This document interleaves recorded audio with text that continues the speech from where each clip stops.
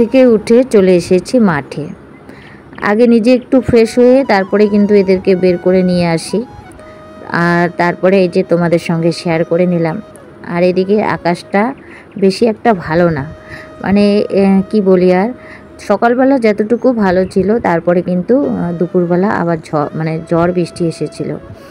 তো এদিকে ওদেরকে বেঁধে দিলাম। আর এই যে আমাদের পাশেই আর কি একটা নতুন বাড়ি হচ্ছে, তো সেটা শাটারিং করা হয়ে গেছে, কিছুটা আর কি মাল ঢালা হয়েছে, এখনও বাকি আছে, তো সেটা করছে।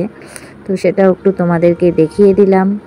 আর এখনও বাড়ির কাজকর্ম কিচ্ছু হয়নি, তো চলো এখন বাড়িতে যাই, বাড়িতে গিয়ে কাজকর্মগুলো সেরে নিই।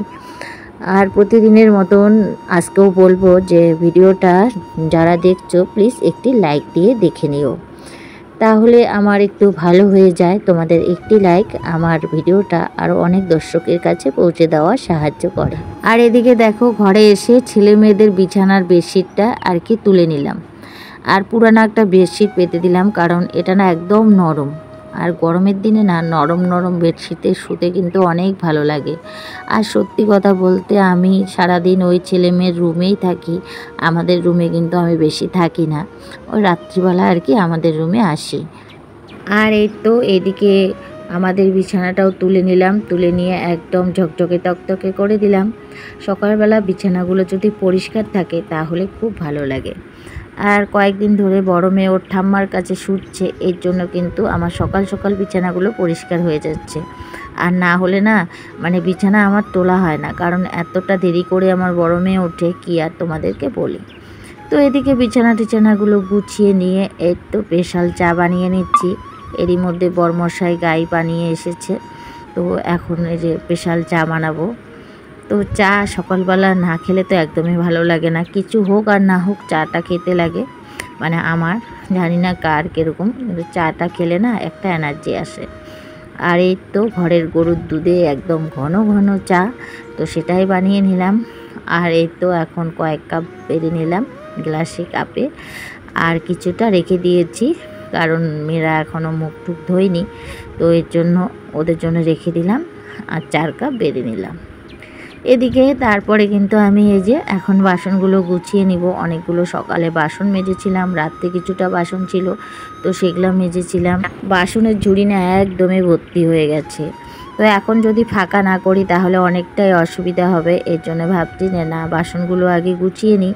আর বাসনগুলো গুছিয়ে নিলে কি হয়, ওই যে বাসনের ঝুড়িটা ফাঁকা থাকে, তারপরে তো সকাল থেকে গাদা গাদা বাসন।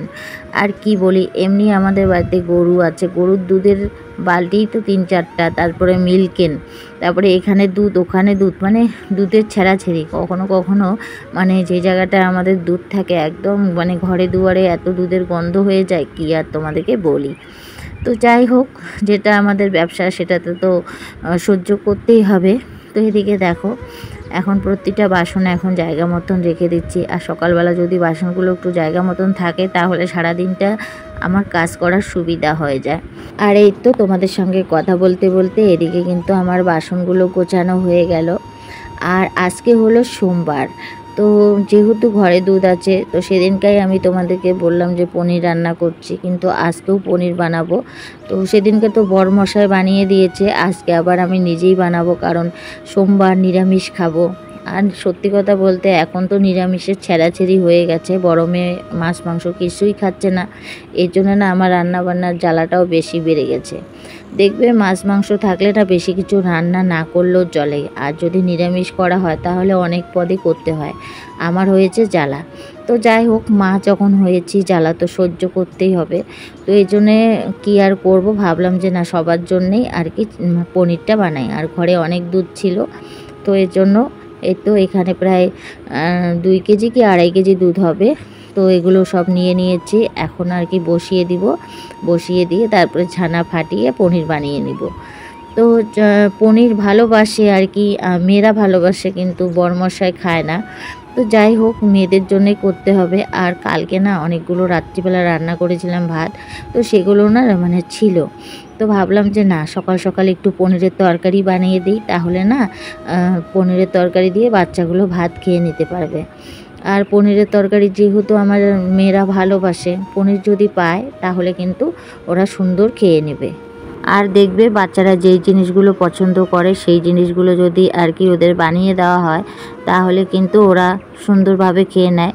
আর আমি চেষ্টাও করি তাই, কারণ এমনি তো আমার বরমশাই কিছুই খেতে চায় না, ও যেটা দিব সেটাই খাবে, কিন্তু বাচ্চাদের জন্যে আমার সব কিছু, বাচ্চাদের ভালো মন্দ এটা সেটা মানে করতেই হবে, যখন যেটা বলে তখন সেটাই করে দিতে হয়।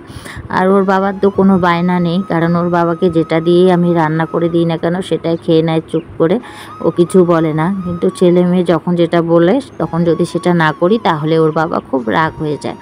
তো আমি চেষ্টা করি, যেহেতু বরের কোনো ঝামেলা নেই, বাচ্চাদের ঝামেলাটা যদি না শুনি তাহলে তো ওর বাবা আমার উপরে রাগ হয়ে যাবে।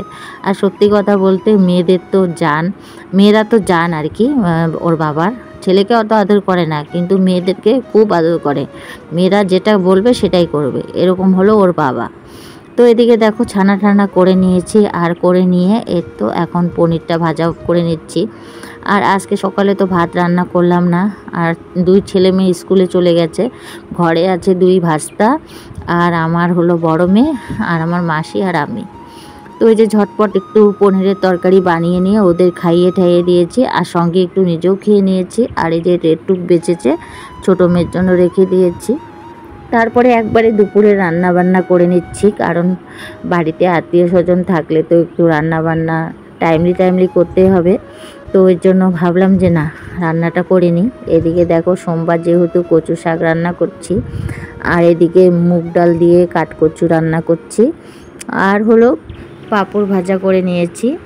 এদিকে পনিরের তরকারি, কচু শাক, পাঁপড় ভাজা, মুগ ডাল, অনেক কিছুই রান্না হয়ে গেল। তার সঙ্গে তো লেবু শসা থাকবে। আর একবারে সন্ধ্যাবেলা তোমাদের সঙ্গে দেখা করছি। দেখো এদিকে বরমশাই 3টে নাইটি নিয়ে এসেছে আমার জন্য, তো কেমন হয়েছে প্লিজ কমেন্ট করে জানাবে। আর জানো তো কি বলি, আমার বরমশাইয়ের একটা অভ্যাস খুব ভালো, মানে ওর নিজের জিনিস তো কিনবে না, সারাক্ষণ আমার জন্য জিনিস কিনবে। কি আর বলি, আমি বলি যে তোমার জিনিস কেনো, ও কিন্তু ওর জিনিস কিনে না, জানো, ওর জিনিসটা আমাকে কিনে দিতে হয়। তো যাই হোক, দেখো নাইটি আমার ঘরে এখনও 3-4টা তোলাই আছে, তো তাও নিয়ে এসেছে, এর জন্য একটু তোমাদের সঙ্গে শেয়ার করে নিলাম। আর সন্ধ্যাবেলা এই যে আলনাটার কি অবস্থা হয়েছিল, তো মোটামুটি একটু গুছিয়ে নিলাম। এই গোছানো তো বেশিক্ষণ থাকবে না, একটু পরে আবার এলোমেলো হয়ে যাবে। আর বন্ধুরা, ভিডিওটাও এখানে শেষ করছি। ভিডিওটা যদি ভালো লাগে প্লিজ লাইক কমেন্ট সাবস্ক্রাইব করে দিও। আর সবাই ভালো থেকো, সুস্থ থেকো, আবারও দেখা হবে নেক্সট ব্লগে। ততক্ষণ পর্যন্ত সবাইকে টাটা, বাই বাই।